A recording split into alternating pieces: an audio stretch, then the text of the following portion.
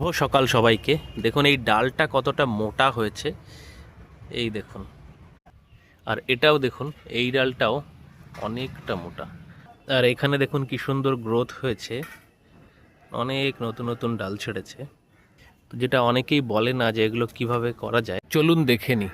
তো এটার মধ্যে হচ্ছে তরল সার, যেটা আমি 2 সপ্তাহ আগে ভিজিয়ে রেখেছিলাম। এর মধ্যে দেওয়া হয়েছে অল্প পরিমাণে সর্ষের খোল, কলার খোসা, পটাশ যেটাকে বলে রাসায়নিক সার, আর হচ্ছে এনপিকে 19-19-19। এই সারগুলো, এই সমস্ত কিছু ভিজিয়ে রাখা হয়েছে 2 সপ্তাহ আগে। এবার এই জিনিসটাকে আমরা কি করব, খুবই সামান্য পরিমাণে এই জলের মধ্যে মিশিয়ে নেব। তবে মনে রাখতে হবে যে একেবারেই সামান্য।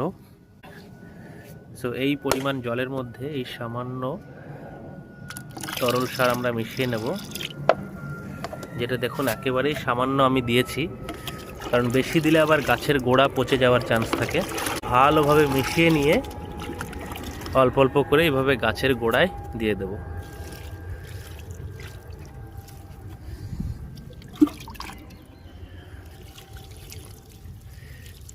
এই জিনিসটা আপনারা করতে পারেন 20 দিন পর পর, 15 থেকে 20 দিন পর পর। আশা করছি খুব ভালো ফল পাবেন।